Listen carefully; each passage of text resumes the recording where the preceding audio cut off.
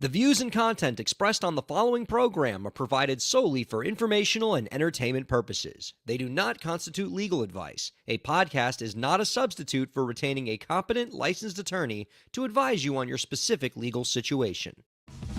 Break the business, play is work and work is play. Power into creators, have fun along the way. Break the business, doing what it takes. Celebrate success and learn from the mistakes. How's it going, everybody? Welcome to the show. It is time for Break the Business, where we empower indie creators and have some fun along the way. I'm Ryan Kairalla, and it is a pleasure to have you here this week. We got ourselves a fun little program this week. You're going to be entertained. You're going to be informed. It's going to be a pretty good use of an hour, I would say. I love what we got in store for you. Our guest this week, we're thrilled to be joined by Hans Schumann, the founder of Jazz Reach, a Brooklyn nonprofit dedicated to the promotion, performance, and teaching of jazz music. And I will tell you, I am excited to talk to our guest this week for two reasons. One, obviously a big fan of this mission. I mean, bringing jazz into the schools, like that's the kind of stuff that, obviously changes lots of lives. There are thousands of students, upon thousands of students who owe so much of their livelihoods and so much of their own personal and professional development to the efforts of Jazz Reach. He's doing some amazing work with students around the country, bringing jazz into the schools. And so I'm interested in hearing about all the great stuff he's done. But secondarily, the other reason why I'm interested in talking with Hans is so that he can share what I think is a really important truth with all of you viewers and listeners. You are all independent creators. You are aspiring to find your own version of success in the entertainment industry. And so I want to bring to your attention a sector of the industry that I think is pretty slept on by creative professionals. There are opportunities to be had in this sector, and I want to let you all know about it, and that is the nonprofit sector and the education sector. We often think of the work of creators as just, I'm going to be on the stage, I'm going to perform in front of crowds of fans, I'm going to sell lots of records. And, if that's what you want to do it, follow your dreams, moi, chef's kiss. But there are so many creative people who have taken that creativity and given it to the nonprofit sector, or have started education organizations, music education or arts education, or just using the arts as a vehicle to make the world a better place. And not only are they making good livelihoods from that, but they're changing the world and they're making themselves feel really good. Take it from somebody like me who does a lot of nonprofit work. That's the stuff that gets me up in the morning. That's the stuff that makes me smile and really makes me feel like I'm doing something good amidst all the other stuff I do that's more or less morally questionable. Let's go ahead and bring in our co-host this week. Always a joy to chat with this wonderful human being. Elisa Rockdock is here. Hi, Elisa. Howdy, howdy. How's it going? Howdy, indeed. So good to be back. So good to see you. Sorry that I was hiding under a rock under a pile of toddler laundry for the last month and a half and couldn't do the show. Same. But well, not the toddler laundry part, but the husband laundry. Cat laundry. Cat laundry. But good to be back. Good to see your smiling face again. And I'm sure that my whole spiel about why I'm excited to talk with Hans Schumann in the next segment, that resonates with you as well, because amongst your exploits as a creator, you got a bit of an education streak and a nonprofit streak. You've had some fun in this world. Yeah, I mean, I am a huge proponent of once a teacher, always a teacher, I feel. I don't know if you feel the same way, Ryan, but you can take the girl out of the classroom, but I'm just going to keep wanting to get back in there. And I feel like I was super excited to learn about our guest this week because I am such a huge fan of the idea of making music more accessible to younger audiences and making more genres other than, say your Baby Sharks, more accessible to younger people, and also show folks that this music is actually accessible and it's not as inaccessible as one thinks. Music education is very, very important. I'll save one of my forays for my career update. But yeah, music education is very near and dear to my heart. Despite not being actually classically trained, I am of it. I am within it. Married to somebody who's not exactly a slouch at the jazz guitar. Yeah. So you're always surrounded by that music everywhere you go. And, obviously jazz has its roots in so many other genres of music that are important in America. To know rock, to know pop is to know jazz. And, So for those of you who are probably wondering, why would a bunch of school children want to learn about jazz? That's why. And that might be one of the questions that we have our guests expound upon. But I love talking with the nonprofit people. This is going to be rad, Elisa. But that's coming up in the next segment. In the meantime, I'd like to bring a couple topics to your attention. I do have a rather interesting Supreme Court case. Ooh. That I know when I open with the phrase, I have an interesting Supreme Court case, you just immediately start dozing off. But I think I can get you with this one. Okay. I think I can... I think if I explain it well enough, I might get you interested in this, and at least get through that story without you passing out. But one of the ways that I'm going to try to keep you entertained in this first segment is, before we even get to the Supreme Court story, I want to talk to you about something that I think is more hilarious, more frivolous, admittedly. It was a TikTok video that I came across amidst my endless doom scrolling. And it was one of those things where it was just clearly engagement bait, because all it is just a video of somebody staring at the screen with a caption of a question for you to answer. And then so everybody just writes in comments, and then the algorithm boosts them, and it's lazy. It's super lazy content, but damn it got me, because the question in this video I have been thinking about ever since, which was, if band names were literal, what would be the worst concert to go to? So to further explain this, right? The band The Killers is a great band. I'd love to see them in concert. But if that was literally what you were going to see, like that would be a really bad concert to go to, a bunch of people trying to kill you. So that's kind of the idea, right? So similarly horrific concerts to end up at if band names were literal, like House of Pain, Five Finger Death Punch. Some of the TikTok commenters wrote The Police, the Presidents of the United States of America came up.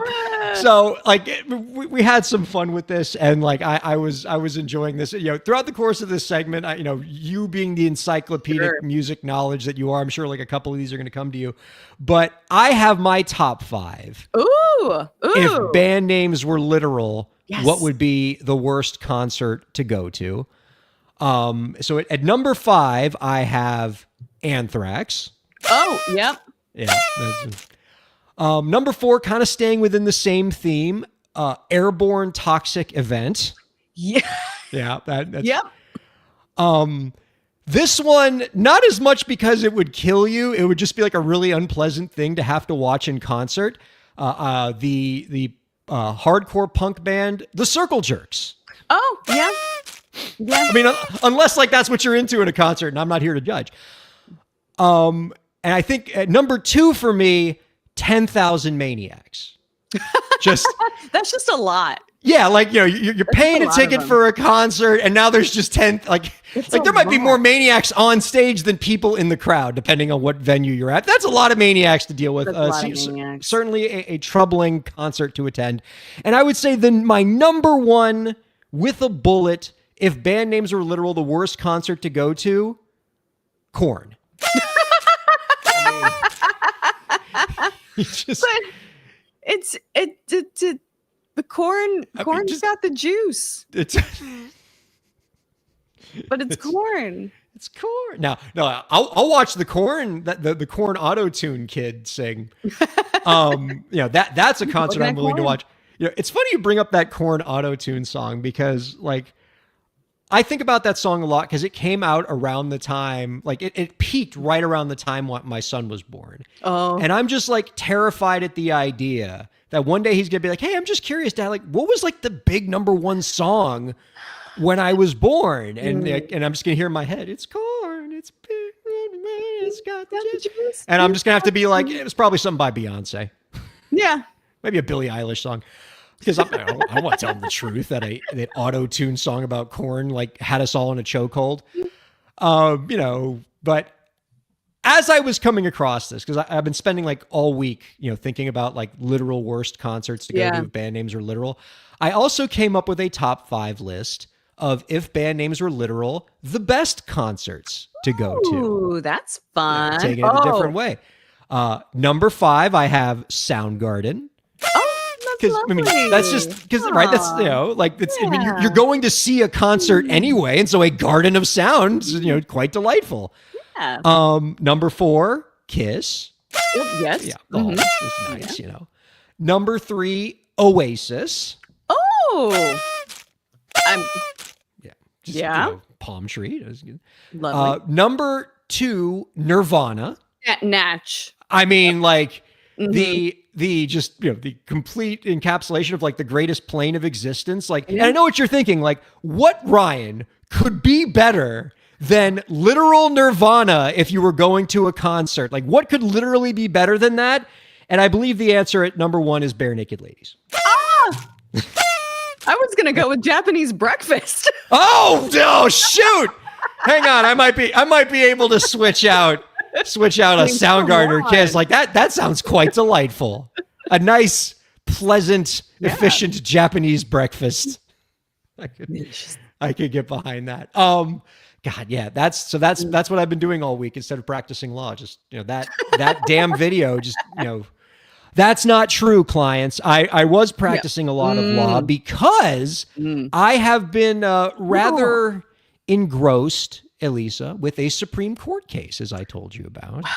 And I swear I'm going to make this interesting for you, okay? Because on one hand, you're thinking Supreme Court case, and you're like, oh no, old people taking away my rights. And they are doing that. Yeah. But when they're not taking away people's rights, every once in a while they do a pretty interesting copyright case that I want to talk about because it does have implications for the music industry and all of us as creators. And, I'm going to get you interested in it because I'm going to like talk about interesting forms of media from a bygone era. Like when I say the word Betamax, are you intrigued? Yeah. little tiny tapes. Whoa. When I say Grokster, is that doing it for you? Because this case is about those things in a way. So here's what happened, all right? On December 1st, the Supreme Court of the United States heard oral arguments in a case called Cox Communications v. Sony Music. Cox being the internet service provider. Do you have Cox where you are? Like we're Comcast, girlies over here. I think Cox is one of the available ones, but we just have Spectrum in our area. So that's what we got. I mean, depending on how this lawsuit goes, like you might not have Cox anymore because they're on the hook for, I believe, $1 billion verdict. Unless the Supreme Court overturns this ruling. Here's what happened, okay? Yeah, this goes way back. But do you remember like when everybody was illegally downloading music and the record labels like tried to sue? When everyone else was. Yeah, absolutely. Not me though. No.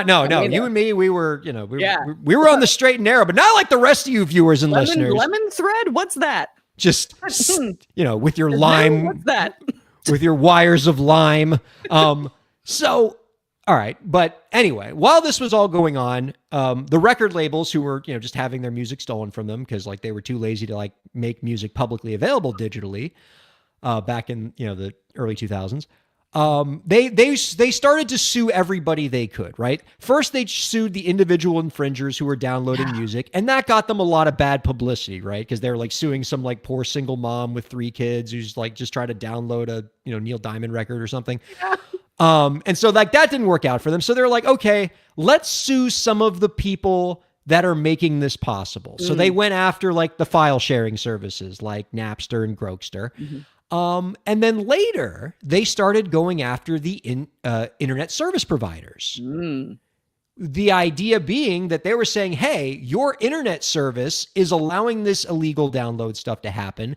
We have told you, the record labels have told you, Cox and Nap and Comcast, that your users are stealing our stuff, are using your internet to infringe. We've notified you. We asked you to delete their accounts, and you didn't do it. Ooh. And so we are suing you under a theory of liability called secondary infringement or contributory liability. And this is a real thing in copyright law. You think about like in criminal law, like the idea of aiding and abetting, right? If somebody commits a crime and then you help them commit that crime, like you're going to get arrested too. And so if you help somebody commit copyright infringement, the argument is that you should be similarly liable. A classic example of this from like an old case was like this flea market that was like an underground market for people to like, share illegally copied movies and things like that, right? And they shut the market down because it was obviously created to allow copyright infringement to happen. And so that's what the labels led by Sony Music are arguing here, is they said, you are the illegal flea market, letting people do this stuff on your ISP platform. And Cox's argument, and which has always been their argument, is no, we're not the illegal flea market. This is no different than trying to sue the telephone company just because people are doing illegal stuff when they talk on the telephone, right? Like we are just the infrastructure. Like it'd be like suing the person who made the road if a getaway car is like driving away from a bank robbery. Interesting. Is their theory. And the jury in that case and the Fourth Circuit in that case did not agree with that theory, and they have hit Cox with, I believe, $1 billion verdict because it's a lot of stuff being stolen on the internet. And a lot of people, and so this case went to oral argument, and what's interesting about it is trying to apply the precedent to see which way this will go. There are kind of 2 major cases that we can look at. And this gets back to the pieces of media that I was telling you about from a bygone era. So you have this old case from the 80s called the Sony Betamax case, where Sony, the maker of the Betamax, was sued for copyright infringement because people said, hey, you made this thing called the Betamax. And people in the 80s, God, I'm going to sound like such an old person when like I explained to Gen Zers what like old people used to have to do. Like you created this machine that allows people to tape illegally TV shows and record them onto their Betamax player. And now they've made an illegal copy of Hill Street Blues or whatever. That's secondary infringement. You're the illegal flea market. And what the Supreme Court held in that case was, if you have a technology that is helping people do illegal copyright infringement, but is capable of, quote, substantial non-infringing uses, then it's not secondary liability. Like, so if you have this tool that can do some copyright evil, but is generally like a good thing that like can be used for real legal purposes too, then you can't be liable just because there's a few bad apples that are, taping LA Law. I know. I'm just going to try to make you giggle with as many 80s and 90s funny TV show names as I can. And so that was the ruling for a long time. That was the precedent, right? Then in 2005, I want to say, you had the Grokster case where they sued Grokster. Remember the Grokster file sharing platform that neither of us ever used, ever. Because we were good little boys and girls who went to Sam Goody and buyed the album at $24 a pop. Yep. Mm-hmm. But when Grokster was sued, and that case went to the Supreme Court, Grokster's argument is, hey, this is the Betamax case. We are a file sharing service. Our service is capable of non-infringing uses, right? Like, maybe a few bad apples, by which we mean, 98% of the people who are using our platform might be using it for illegal stuff, but there are probably some people who are just like sharing Word documents over our platform. Definitely. So, non-infringing uses. This is Betamax. And the Supreme Court said, it created a new rule, or like a addition to the rule, which is if you are, basically inducing the infringement, right? If you are marketing yourself for the infringement, then you're secondarily liable. And so obviously since Grokster was being like, hey, totally use our stuff to steal people's music, they got burned, right? Like, and so it was a marketing problem. It was a messaging problem for Grokster. So now we get to this Cox Communications case. And Cox is saying, this is Betamax, right? We're an internet service provider. Yes, some people are illegally downloading music with our service, but everybody else is just, being racist to each other on Facebook on our platform. And while troubling, not copyright infringement. Like, people are just doing regular internet stuff, checking their email. If there are a few bad apples that are stealing music, that ain't on us. And but the record labels said, no, because we have told you that this is happening. We have sent you notices that people are infringing. We told you who the infringers were, and you never took down their accounts. That is another theory of liability, right? It's not quite Grokster and like actively encouraging people to be liability, but once we put you on notice, was the argument, you're now liable for not doing more about it. And I mean, I'm sympathetic to Cox's position here, because Cox did like take down a lot of the infringers, right? They found out about some of the people who were doing this. But what Cox's argument was like, yeah, you gave us an IP address, and some of these IP addresses are like colleges. Like, do you want us to shut down an entire college's internet because some dude in his dorm room is like downloading a song illegally? Like, that's not sustainable. And again, we're the phone company. We're the roads that the bank robbers drive on. Like, you can't hold us liable for that. And that's what this case comes down to. And it's an interesting one, because if 5 of these 9 justices buy the label's argument, I have no idea what that does to internet service providers, but it's going to make a really, really big mess. I don't know how internet service providers survive if they are responsible for the copyright infringements of all of their users, because there's so much copyright infringement happening on the internet. Yikes. It is wild. And I don't, not that I've ever used any of these We've services. established that. Yes. You are Scott. Yeah, I am an outside Absolutely. observer. I am an outside observer. Yeah, it's very weird because it's one of those things where like you don't there's that weird situation where on the one hand, yes, I got it. This is a road situation. This is sort of like blaming Xerox for any time like money was printed on one of their copy machines. Oh, I like that. Yes, that's with the rich metaphor that only a songwriter can give us. I try. Yeah. Well, what do you think would even be like? Let's take it, to the kind of most farcical conclusion. Like, what would you see happening if Cox was actually? I mean, there's no shot. I mean, I think people can like IP spoof. People are using VPNs, and not that I have any knowledge about how any of that works, but I feel like it is a lot harder these days than ever to actually pinpoint individual harm caused to be able to find all these folks. So it's like, how do you even enforce that if it happens? Yeah, they can do it. I mean, they can do it to some extent by IP address, but again, it's not an exact science, right? Because you might have one IP address for an entire university. You're not going to shut down a whole school's internet because of, a few infringers on that campus. That's just not sustainable.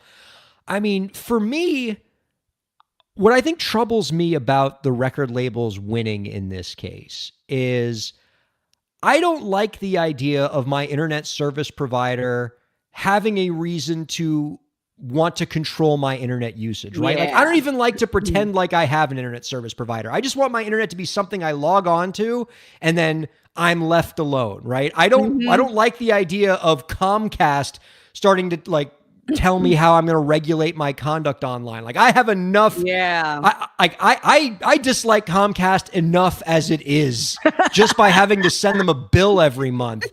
The last thing I want to do is have them start like giving me rules about how I'm going to use their internet. That's troubling. But I mean, in terms of the long-term impacts, I think if any of these cases that we're starting to see now about technology and the internet actually end with findings of liability, it would have a significant impact. And, I'm not necessarily saying that's a bad thing for some of these cases, but it would have a lot of ripple effects with technology, right? I'm reminded, for example, of the lawsuit that just settled between Warner Music and Suno, where, the labels are suing Suno because they're like, hey, Suno, you are training yourself on all of our copyrighted material and all the copyrighted material of independent artists, and you aren't paying us anything.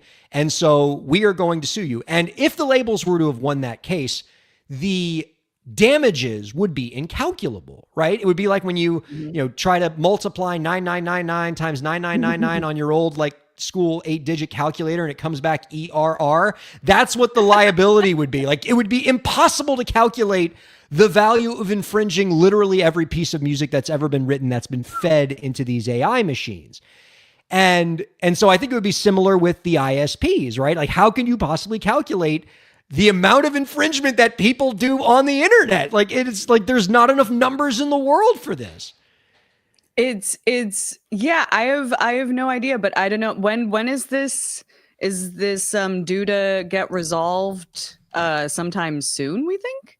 Well, now that we've had oral argument, so now the Supreme Court has to deliberate, right? You file your briefs first, then you have oral argument, and it takes the court a few months or so to decide how they're going to rule and everything. And then, we should have a ruling, Q1, Q2 of next year. And it should be a pretty groundbreaking one. I'm interested to see how it goes. And what's funny about copyright cases is I think like it's the last area of law where you can't predict how the justices are going to rule ahead of time, right? Like, if a civil rights case makes it to the Supreme Court or a Fourth Amendment case makes it to the Supreme Court, it's a 6-3 decision, and I can tell you who the 6 are and who the 3 are, and I don't have to think much about it. And you don't have to be a lawyer to think much about it, right? That stuff's easy. But copyright, these justices are weird. unpredictable. And I think it's like the last non-politicized area of law we have left where like the justices are like, oh, I'm actually going to like rule this based on how I read the law, not just what the Federalist Society emailed me and told me to do. And so I don't know how this one's going to go down. It could go honestly either way. And I'm not like just trying to mess with people there. Like I honestly don't know. And whatever the court decides, I think is going to have, a pretty significant impact.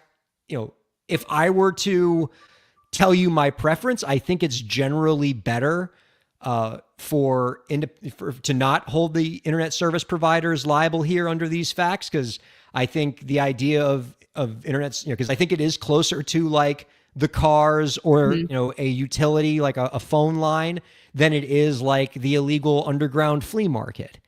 And I think ruling otherwise could have a lot of ripple effects. And look, don't get me wrong. I don't like having to cape up for internet service providers. All right. This is not what you would call the most sympathetic defendant. That being said, record labels are on the other side of the V. So, yeah, you know, like, I don't know who to love here. Can we, how about something where they both lose? Like, can the Supreme Court in like a 9-0 decision say that they both have to pay $1 billion to you and me? Yes. That's the only justice that can happen here is if that can happen. Like, yes. Because otherwise, like, it's just, watching the two people you hate the most, like fighting each other and, and it's not even that. Whoever loses, we all lose. All right. I want to talk about things in the arts that make me happy. Okay. And not depressing copyright. Yeah, let's news. do that. So I would and I imagine you have a lot of things to regale us on since it's been a while since we've chatted here on the show. Do you have a Elisa Rockdock career update for us? What you been up to? Yes, I do. It has been a minute and your girl has been booked and busy. And I'm very much reminded of that meme that talks about suddenly having become important at work and regretting it. That is the it is a privilege to be this pressured, and I have to remember that. But you gotta get that on a shirt. It's a privilege to be this pressured. I mean, I think just paraphrasing a Billie Jean King quote. I watched a lot of tennis in the late summer, but I have been doing all manner of course, voiceover that you will not, that you will probably never hear unless you are in various different regions of the continental US and beyond, or maybe seeing an ad for something somewhere, who knows.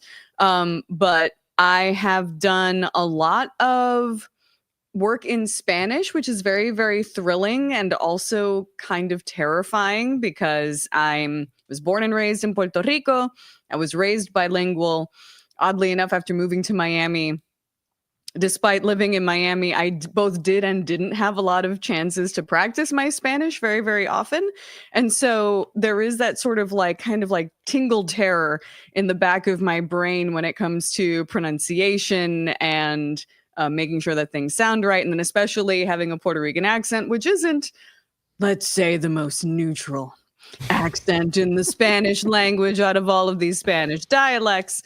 And, just the kind of like the simple fact that words that I learned in Puerto Rico are not the same thing as words in, other kinds of Latin American Spanish. So it's a lot of different hurdles. But I keep auditioning with the thought of, hey, I'm just going to try my best.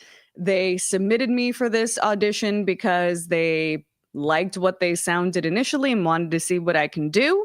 And I'm going to do my best and be authentic as possible and as neutral as I possibly can be.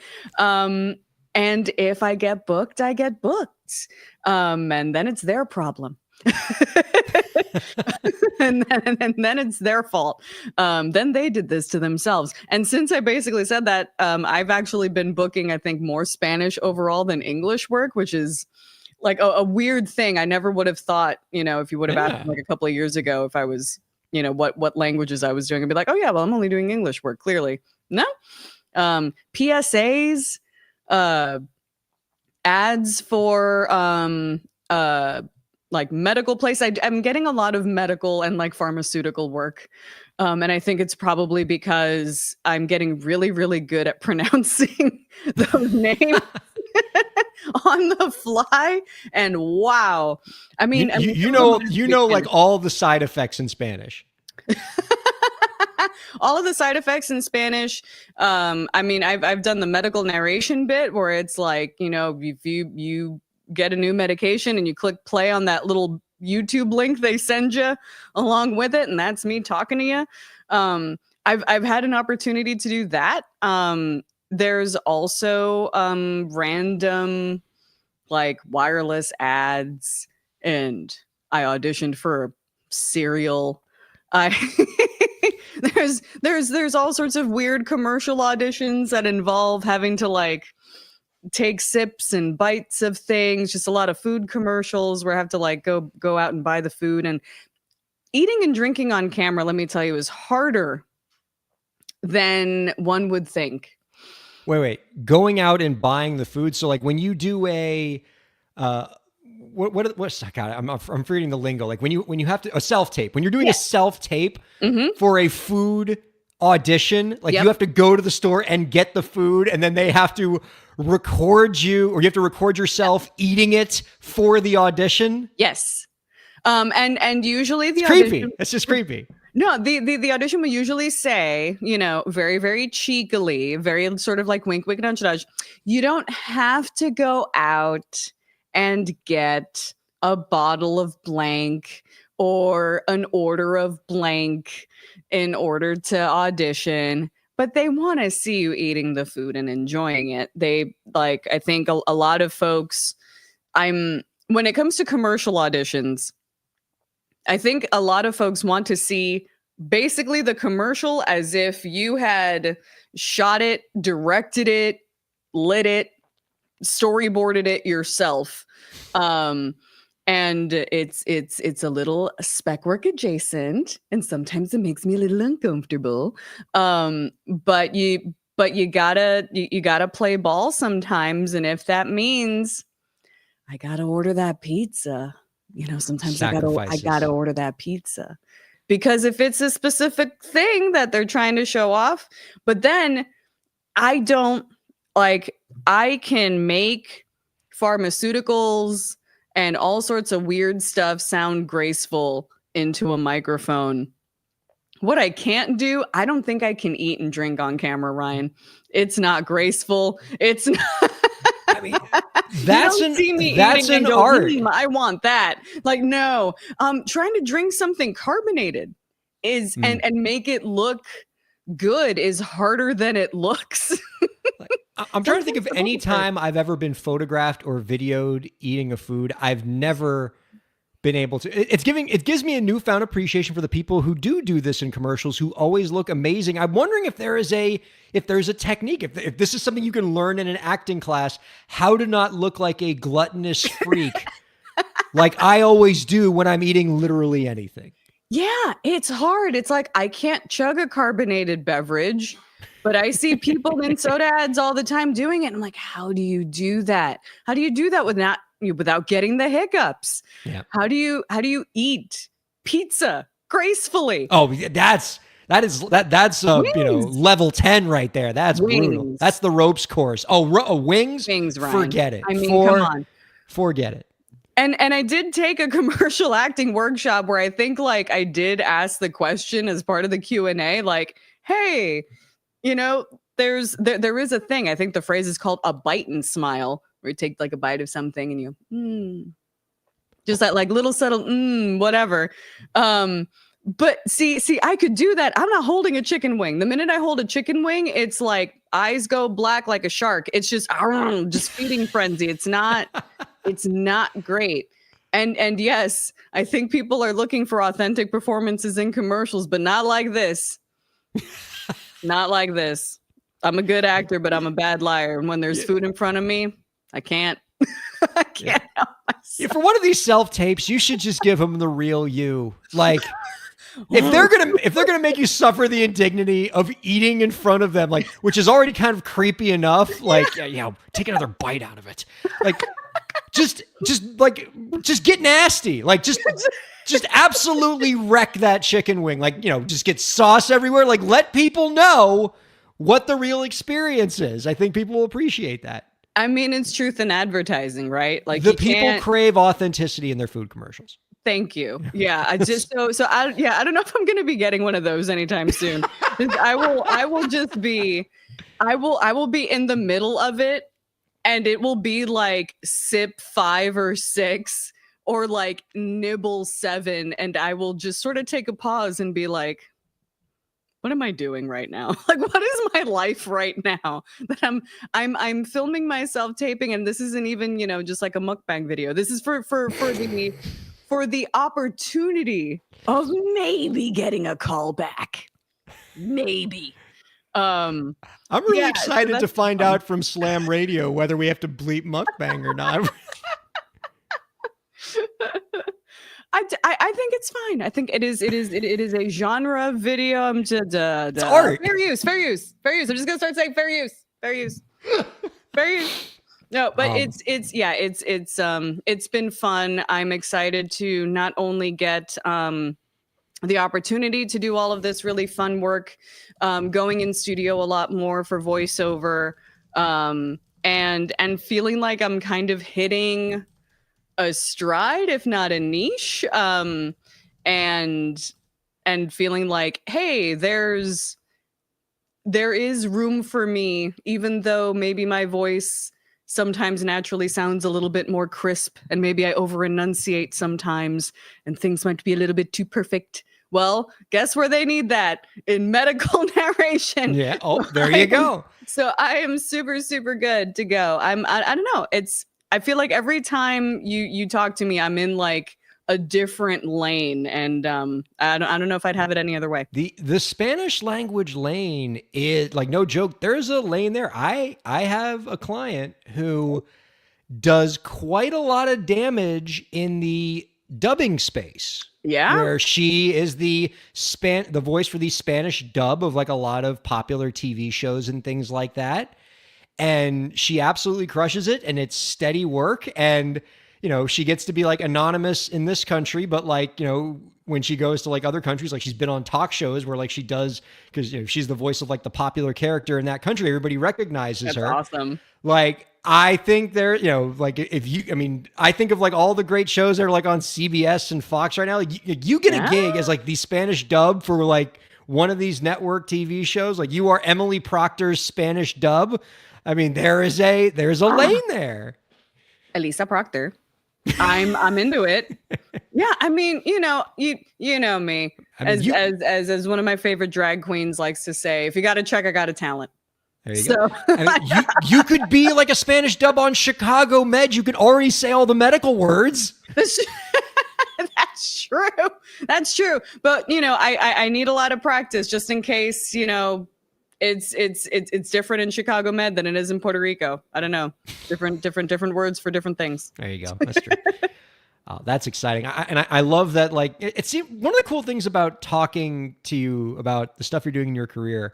And I think this ties in with all of our viewers and listeners, is not only are you just getting like more opportunities each time we chat, but like you're opening up new verticals, right? Like you're getting to blaze new trails and find new paths among your work. And I think there's a lesson to be had in that for all indie creators, is to keep your options open and to not pigeonhole yourself. You never know what the next year or 2 years might bring and what opportunities are there. So keep your heart open for them.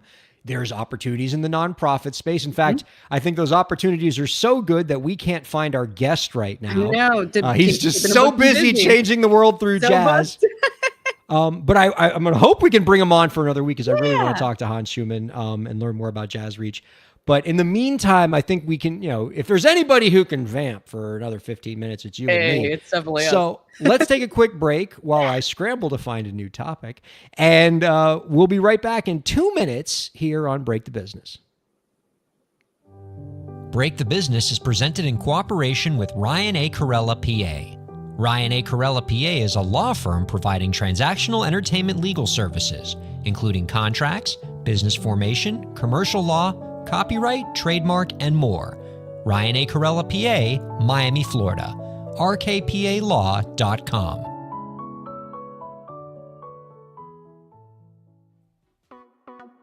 Streaming services for Break the Business provided by LEK Entertainment. LEK Entertainment is a full-service entertainment company offering everything from consultations to full-scale events and productions, including audio and video productions, voiceovers, staged theatrical productions, script and music development, and streaming services. For more information, visit lekentertainment.com. LEK Entertainment wants to help you bring your story to life.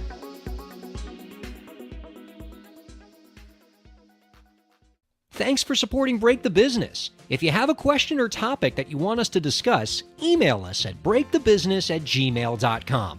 You can follow the host, that's me, on Twitter at Ryan Kair, and you can follow the show at the BTB Podcast. Be sure to subscribe to the show on Twitch, YouTube, and Facebook, and on all major podcast platforms. And now, let's get back to the show. Welcome back to Break the Business, everybody. Ryan Kairalla here with Elisa Rockdog, having just a grand old time. Wherever you're checking us out, thank you so much that you are, whether it's at SiriusXM 145, our live streaming partner, Volume.com, or all the major podcast and live streaming platforms, wherever you're taking in this fine program. We're just so glad that you are. I do have another thing to talk to you about, Elisa. Ooh, sure. But before I do, producer Abby actually wrote me a question in the chat that I wanted to run by you. One, do you have a Spotify? And two, has Spotify told you how old you are yet? So I've divested myself from Spotify many moons ago. I am an Apple Music girly. Is it because of the war crimes? Is it the war criming? It's Daniel Ek and the war crimes? Is that it? just a light touch of the war crimes. And it's also one of those, when I was ripping music from my legally gotten CDs, compact discs back in the day, all of those ended up as part of my Apple Music account, and I don't like change, so I like my walled sound garden. So I am an Apple Music girly, and also I feel like some of these like wrapped things are wasted on me personally, because I have different playlists, like for when I journal and winding down playlists. So those are kind of overrepresented in a lot of my Spotify or, Apple Music rap type stuff, where it's like, you listen to a lot of lo-fi. And it's like, yes, I write a lot in the mornings and in the evenings. So it's usually wasted on me. But what I have been seeing are a lot of 72-year-olds. Yeah. When I thought I was following, 20, 30, 40-year-olds. Because of the Spotify wrapped age thing, which is an interesting new wrinkle in this. Where for the uninitiated, basically, Spotify Wrapped does like your year-end review of your listening tastes in music based on what you've listened to on Spotify. And one of the things that it's doing now is it is estimating your age based on the music you have consumed. And frankly, I think that Spotify, lest I accuse them of something else that's terrible other than, the war crimes, is I feel like they're goosing up everybody's ages a little bit just so we post about it on TikTok. Oh no, Spotify said I'm 61 and I'm 37. Brr, brr, brr. And they know it's going to like create engagement. I'm on to you, Spotify. Fully. And it's and it's one of those things where it's like, well, duh, like sociologically, depending on everybody's sort of upbringing, like, yeah, my age is going to be significantly older because my father was born in the Great Depression and he liked musicals. So yes, I'm going to have the taste in music of like an 80-year-old. But also my brother, 6 years older than me, was super into hair metal and stuff. And I absorbed a lot of his musical taste. So I would have probably ended up in an age somewhere in between about like 85 and maybe about 50. Man, I feel like this, you'll blow up the Spotify algorithm because it would try to like read your discography and be like, all right, let's see. We got some, lo-fi bedroom pop that came out last year. Okay. So she's young and hip, and oh, there's some Scorpions. Okay. Yeah, That's okay. and is this the Camelot original musical soundtrack? Rogers and Hammerstein. What the King Gizzard and the what? Hold on a second. The Pink Pantheress. I mean, how does this algorithm account for dads of toddlers? Thank you. Because like right now, 80% of my listening is Raffi. So what does it do with that? Does it think I'm 3? I think it thinks you're 3. It either thinks you're 3 or, probably just like the coolest, like 19-year-old, just like very, very hip, incredibly hip. Just like the Raffi remixes. Yeah, he's 19 listening to Raffi, ironically. We got him. Yeah. It's super ironic. I mean, and I think based on what I've seen, it looks like it's just pinning the age on what era the albums came out in, essentially. Even though it's like you have to take into account the fact that depending on who you are, at some point in your teens, you are going to discover Columbus-like, because it was already there and thriving the whole time, some album or something that had been, like some 50-year-old thing or some 30-year-old thing that you are going to basically take into your personality as like a 14-year-old and never let it go. And I don't know who that was for you.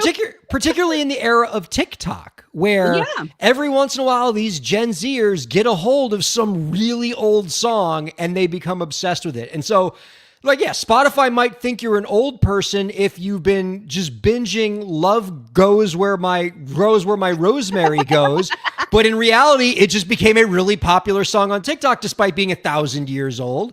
And I don't know what Spotify does with that.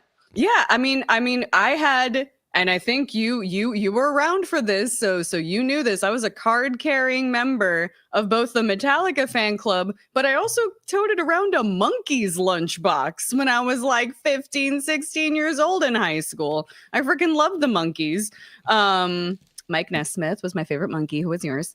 But it's everywhere. It was, but that was also the age that I got my like hand-me-down, man. They don't make them like they used to. Combination radio player, double cassette player, radio CD player, just like an all-in-one unit.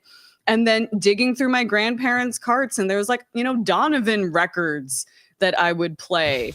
What a pull. Yeah, right. And so it's like it's all over the place. And I think to wit, the thing with TikTok, like, so many people are listening to Fleetwood Mac now. So many more people are listening to ABBA than they used to. I think distilling it down to just when did this album come out? And that's how old you are is a little simplistic, but it does make for good engagement bait. And I'm on to them. I'm on to them for this and like, investing in like the AI drone company. We're on to you for both of those things. All right, with the few minutes I have left, let us close with a listener question. Ooh. I always keep a few in the mailbag just in case a guest does not show up. And I feel bad because I actually was going to talk about this the week of the first week where I decided like I'm going to not do the show for like 5 weeks because like my kid's driving me crazy and everything. And then like I completely forgot about this question, but it's still there. And this poor dude's been waiting since like September for me to answer it. I probably could have just emailed them back, but this is an interesting one, and we'll answer this listener question finally. Thank you for that. Thank you, listener, for your patience. Before to close out here, the question was, I want to create a business for my entertainment career. Should I create an LLC or a corporation? What's the difference really? Yeah. You got us. There's no difference. We've been making it up this whole time. He's on to us. Yes, this is a understandable piece of confusion because we have these things called LLCs or limited liability companies, and we have these things called corporations, but they're both company types that are both limited liability.